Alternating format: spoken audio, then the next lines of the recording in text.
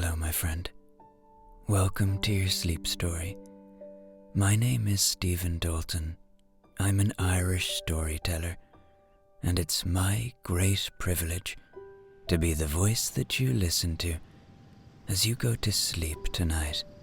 In tonight's story, we rejoin Seamus, the lighthouse keeper, but don't worry if you haven't heard his story before.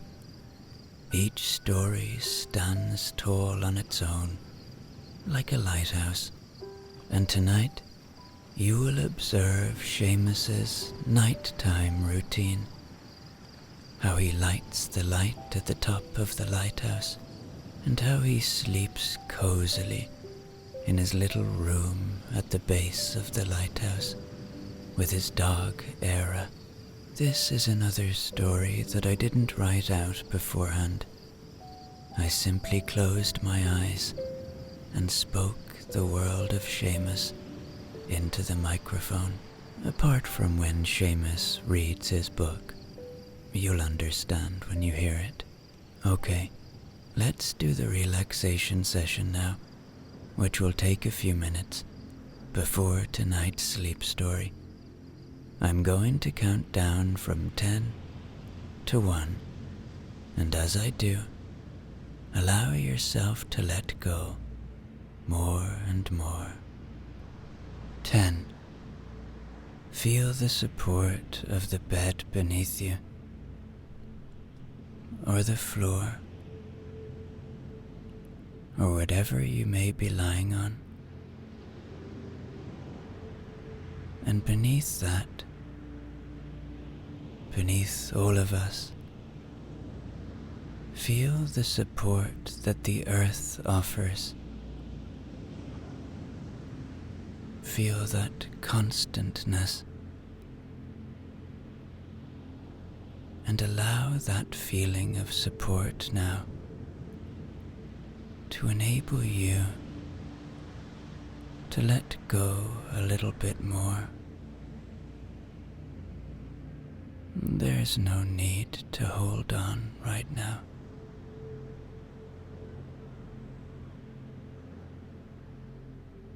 Nine. Feel into your body. Notice anything, whether it be a little bit of pain, or a tingling,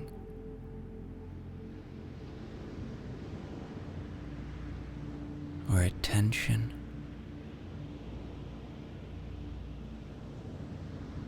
And just see if you can let go a little bit more again. Maybe you're holding in your feet. Maybe your hands. Maybe your face. Your body has worked hard for you today. It deserves to rest now. So just allow more release.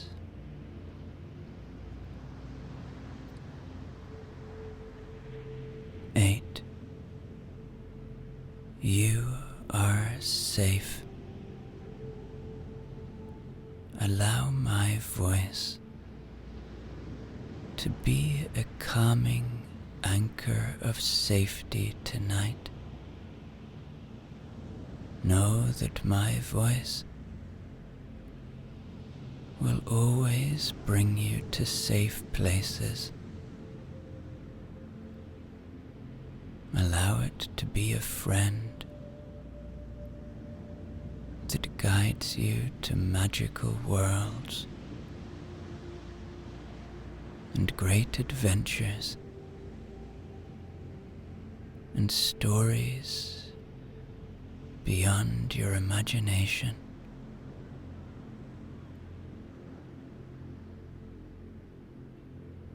7.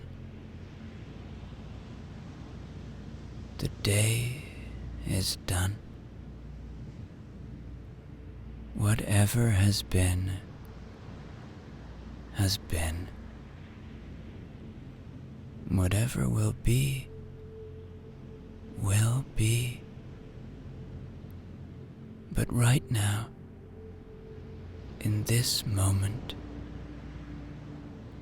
just see if you can let go of any thoughts that keep arriving. Don't fight them. They are a part of being human. Just see them for what they are as they arrive,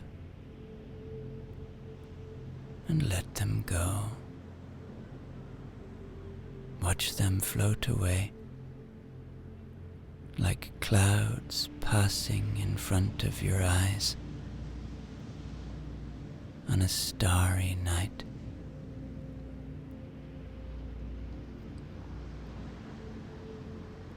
Six.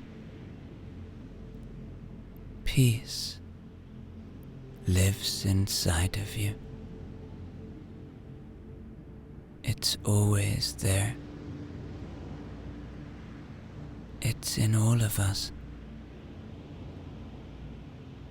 It's just waiting to be seen, waiting to be heard, waiting to be felt. And that peace can be felt by you tonight.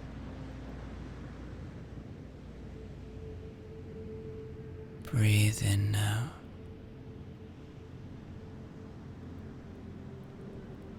And breathe out. And see if that peace is there. 5. You deserve rest. You deserve sleep. We all do. Know that fact. Know deep inside yourself that you are deserving of this rest. In fact, you are better for it. Not just for yourself, but for those around you. Sleep is your friend. It is healing, and it is welcoming you tonight.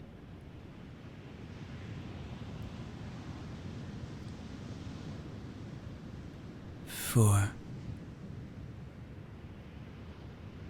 Allow yourself to feel a little gratitude now for this moment, for the ability to listen to this sleep story, to indulge in this healing time.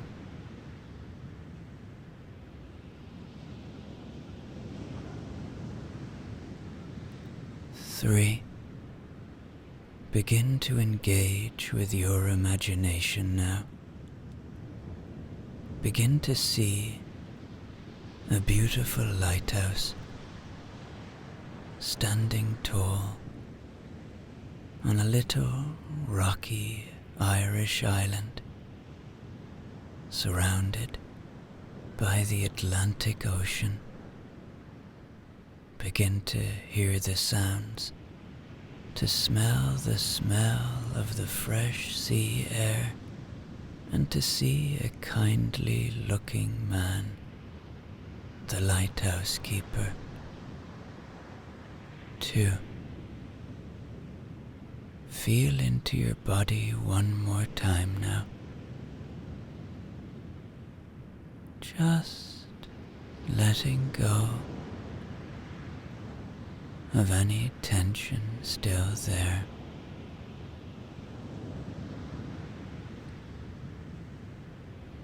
1. Completely letting go now.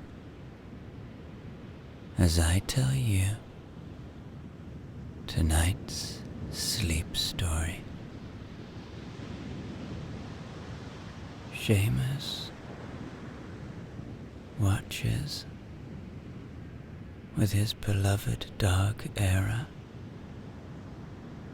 as the sun finally says goodbye to the day. And he knows it is time to get the lighthouse lit up, because Seamus has already done the bulk of his work in the morning, having filled up the oil reservoir, cut back the wick, and cleaned the lenses.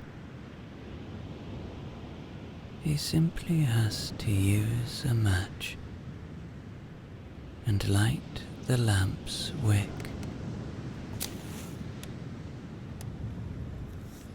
Once he does this, he carefully adjusts the flame to the right height to ensure maximum visibility and efficiency. He continues to adjust it to make sure it is burning brightly and steadily. Now, because his lighthouse has a rotating Fresnel lens which creates a flashing pattern, Seamus goes and winds up the clockwork mechanism that rotates the lens. This is a physically demanding task, which requires strength and stamina,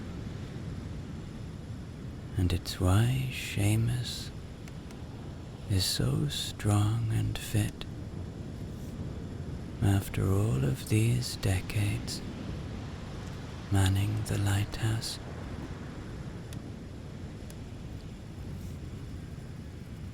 The mechanism is then set in motion,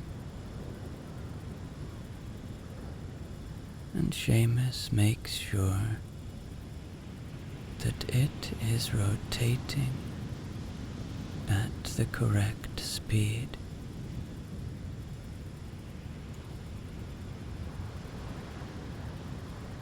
Now that the light is burning and the lens is rotating, Seamus makes a final check on the lantern room to ensure everything is functioning as it should. This includes verifying that the light is visible from various angles and that the rotation mechanism is operating smoothly.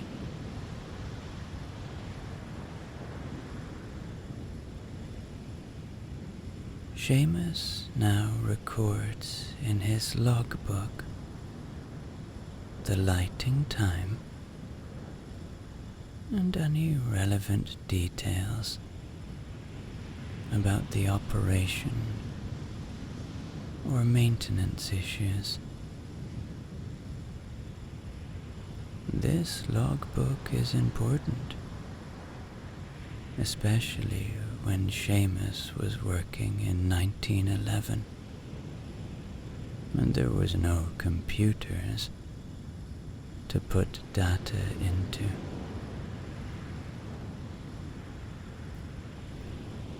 Now that Seamus's work is complete, for a little while at least, he enjoys the satisfaction of watching the light do its job, knowing that he is responsible for possibly helping humans who need it.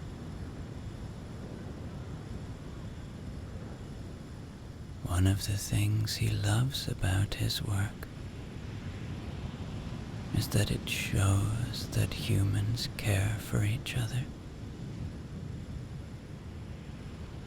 We light these lights for each other.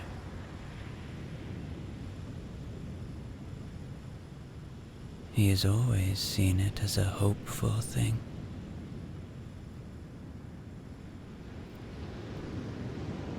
Era, his dog, sits at his feet.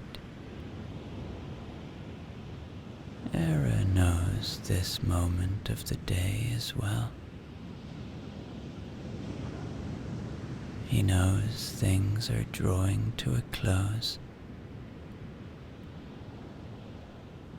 and the two companions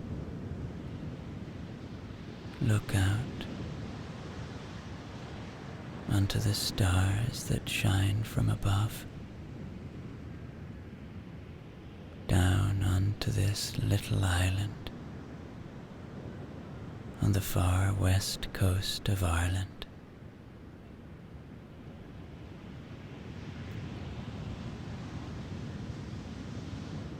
Okay, Era, let's go down. Seamus knows this won't be the last time he'll be visiting the lantern room tonight, for it is part of his duties to inspect it periodically throughout the night. But his body is used to this by now, and in fact, he enjoys it in a way. He loves the night time, as if his life wasn't solitary enough. He loves the quietest part of the day, the night.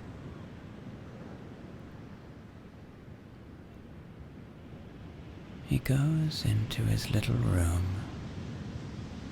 and Era, although he shouldn't, lies at the bottom of the bed. Seamus has tried to stop Era doing this, but he loves this dog. Seamus takes out his journal again from the little drawer next to his bed. He likes to end each day by not just journaling, but by remembering some of his favorite moments from the day that was. And he writes them down. I remember this morning when my feet first walked in the grass as the sun was rising above the ocean.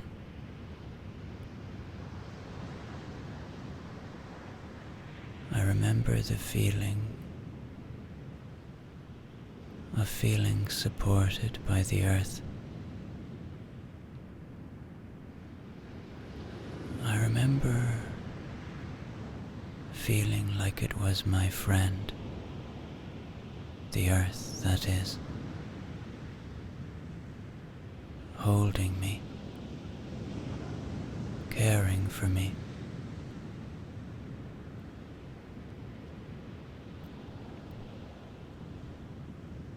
I remember sitting in the kitchen, having my first coffee of the day. I know I've written about it before, but I really love the smells of coffee and ocean air combined. Makes me feel alive, and there's something very pure about it.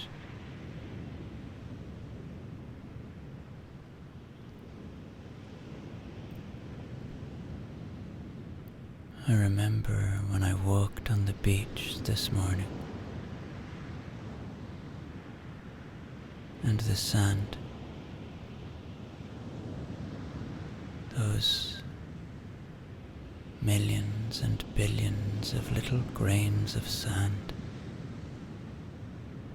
moving under my feet.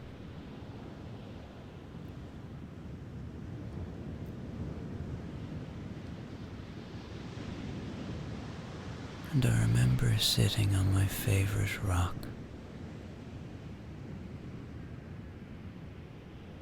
and the feeling of support that gives me.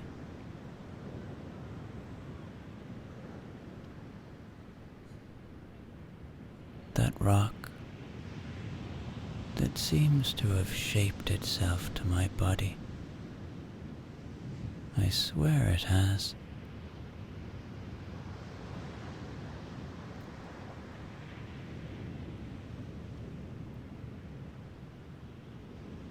And I remember my feet meeting the water. I must go for a swim tomorrow, by the way. It's been too long.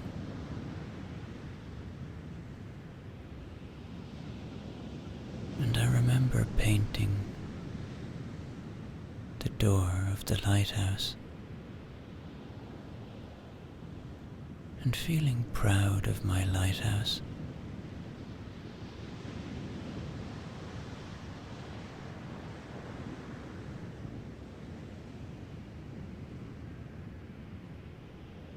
In a way, I hold up the lighthouse, and it holds me up in return. We look after each other, like me and Dara.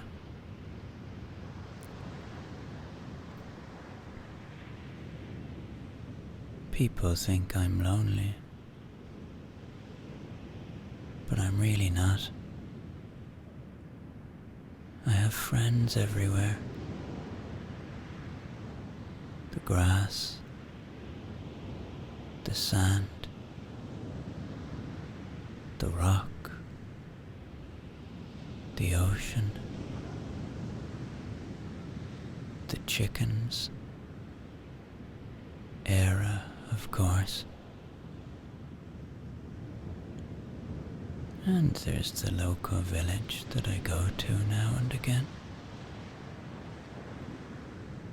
Sure, they all know me there.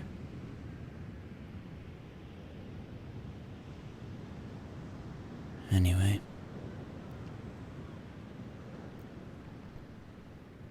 I was writing earlier about how I came to be a lighthouse keeper. And I think I'd got to the point where I had become one as a young man, and I was working alongside other lighthouse keepers.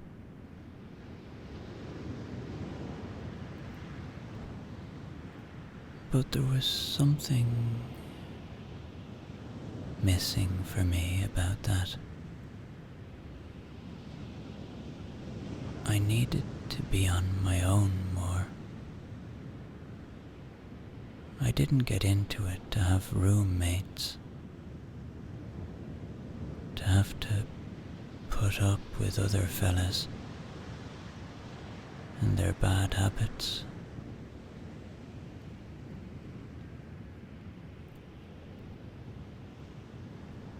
But I stuck with it, with a quiet determination that I could prove myself worthy of being assigned my own lighthouse, a lighthouse just for me. A rare thing, of course, but I knew I could show them.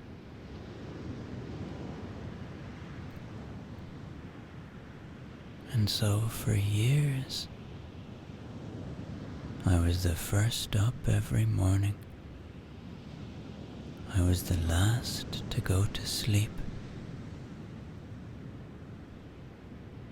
And I would be the one who would check the light more often than anyone, cleaning and topping up the oil and checking the wicks and cleaning the machinery and being meticulous with the logbooks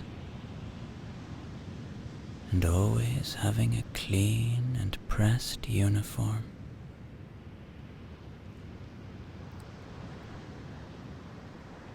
I was a beacon of what it is to be a lighthouse keeper.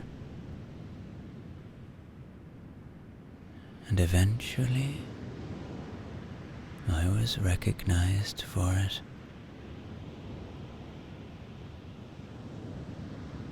"47 years ago, I came to this place. Or is it 48? Anyway, one of them. A long time, anyway, by anyone's measure.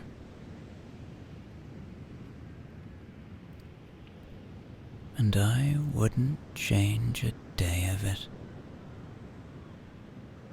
How blessed I am.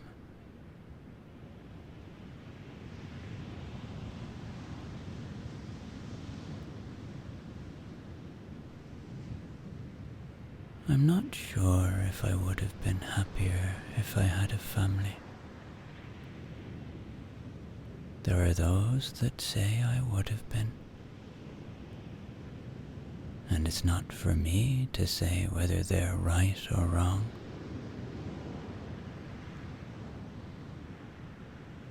But I know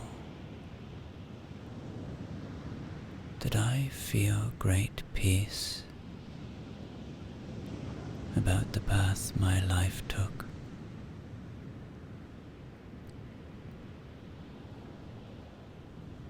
I just think that the more we sit in acceptance, and the more we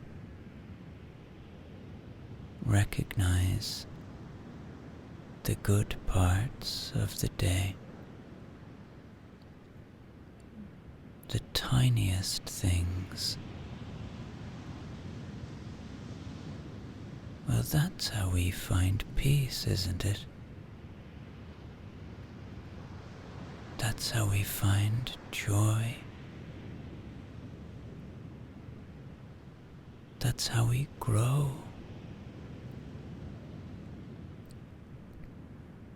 We don't grow by complaining. We don't grow by not being grateful for what we have.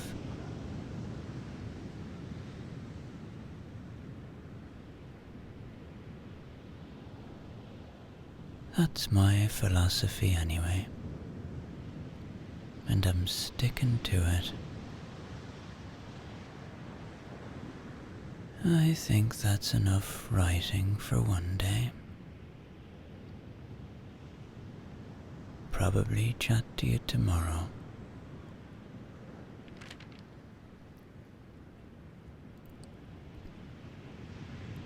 Seamus puts down his journal, and even though it isn't long since he lit the light, he decides to go for his first check, just to make sure it's operating well.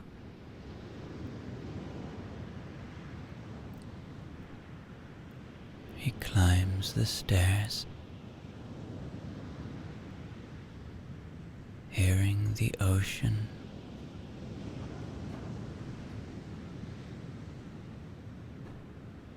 This is why I'm so fit, of course, he thinks to himself.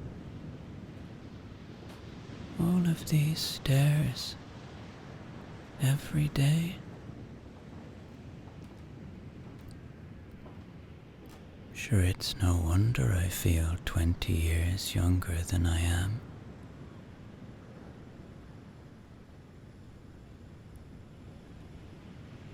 He reaches the lamp room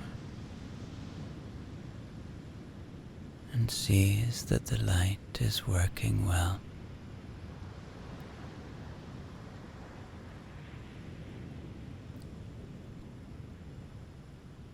Rhythmically, spreading its light out to the ocean in the night, bringing safety with it.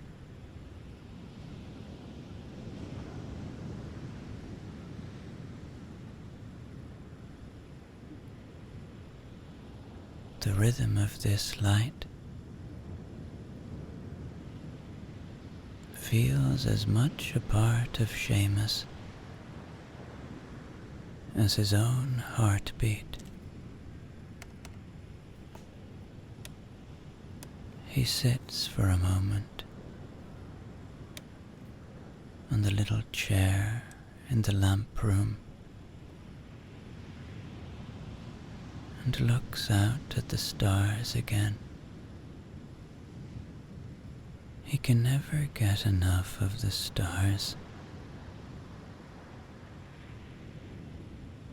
They are the same stars he looked upon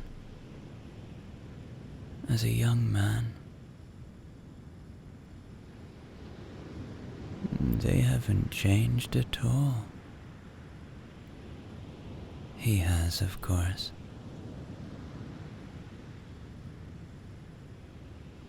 And they will be there long after he is gone. For they were here long before he arrived.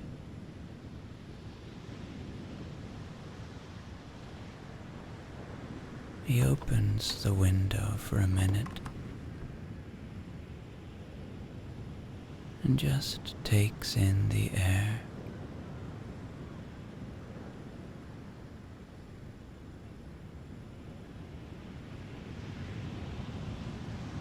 He loves the smell of the air, the sea air. It never gets old to him. He probably thinks about how much he loves the sea air 100 times a day. I love the sea air, he thinks to himself again.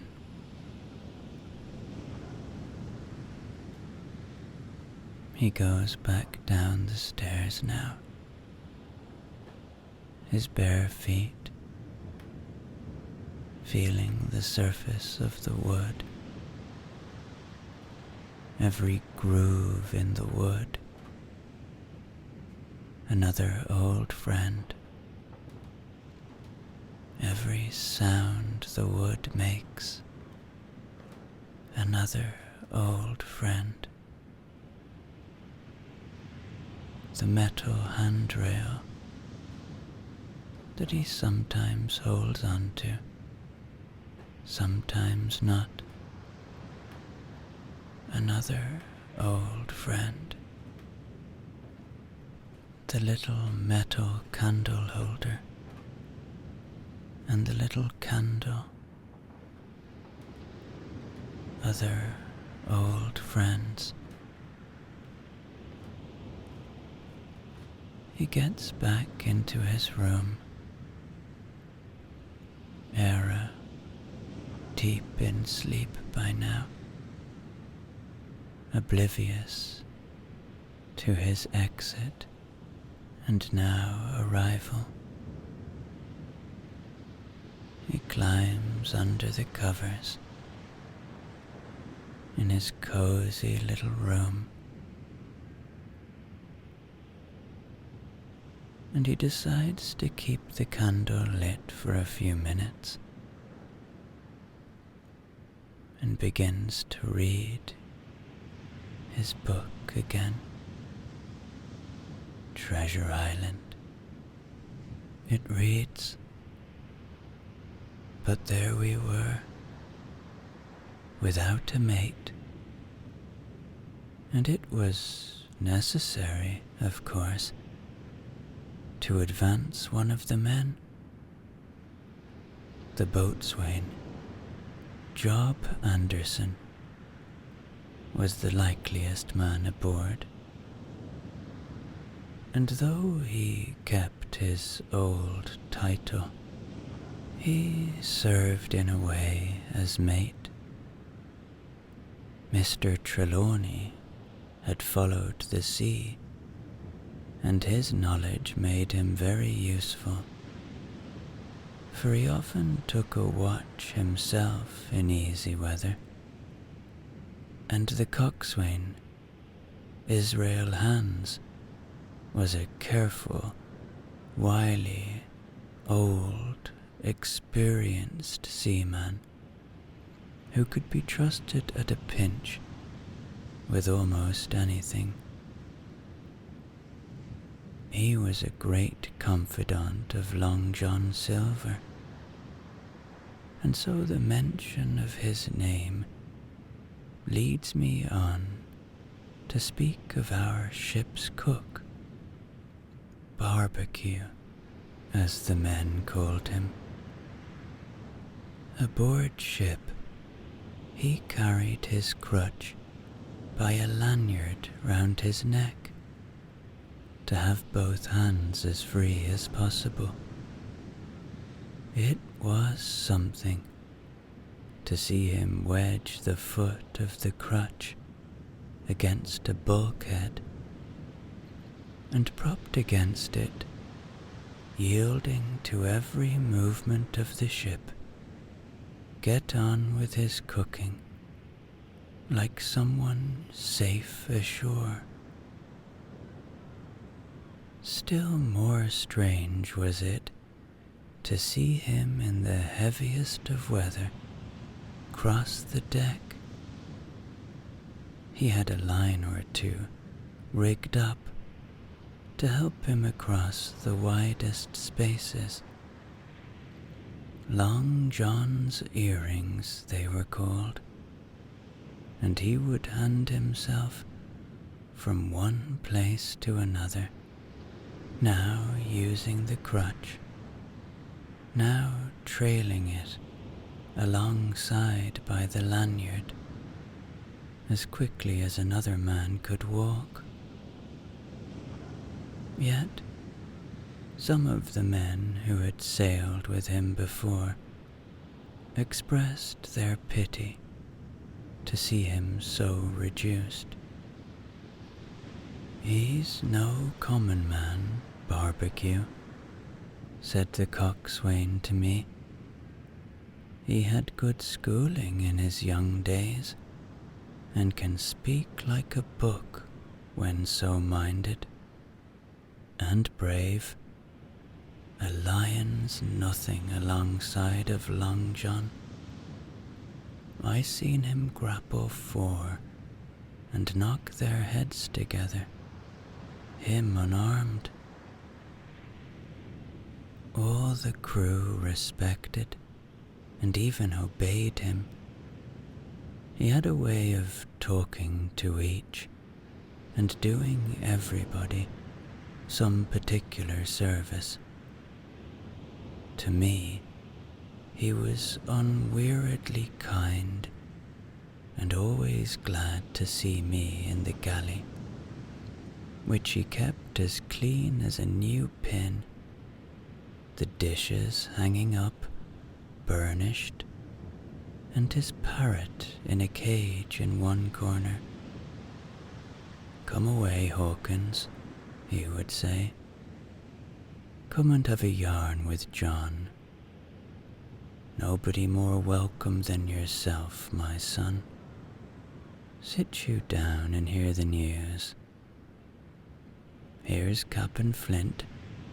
I calls my parrot Cap'n Flint, after the famous buccaneer. Here's Cap'n Flint, predicting success to our voyage. Wasn't you, Cap'n?" And the parrot would say, with great rapidity, "Pieces of 8, pieces of 8, pieces of 8, till you wondered that it was not out of breath, or till John threw his handkerchief over the cage.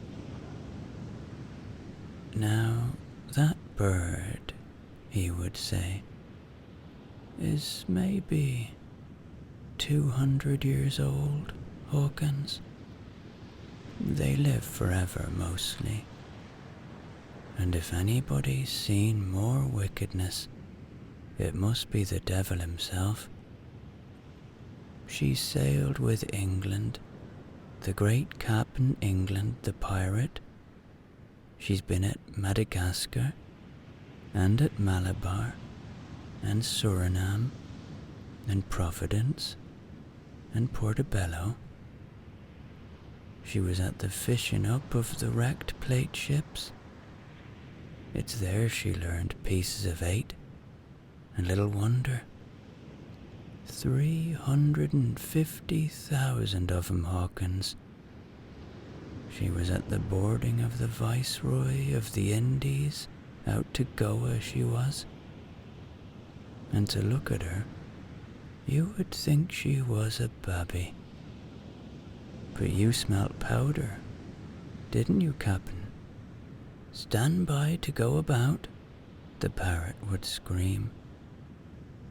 "Ah, she's a handsome craft, she is," the cook would say, and give her sugar from his pocket.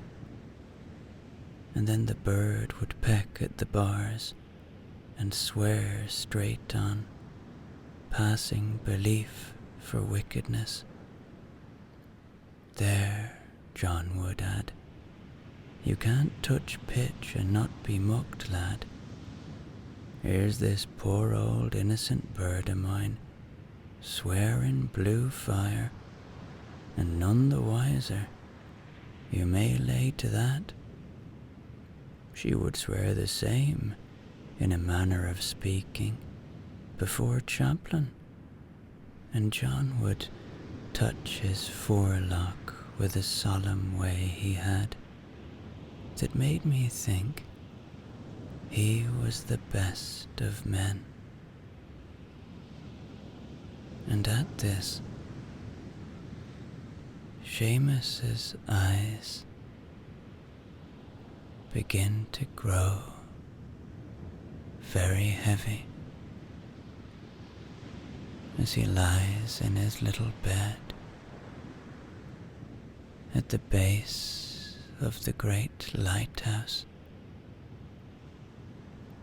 on the little island on the west of Ireland, under the stars. And as the light continues to turn and send safety far out across the ocean, sent by Seamus himself, of course, with a satisfied puff on the candle. Seamus, the lighthouse keeper, says goodbye to another day.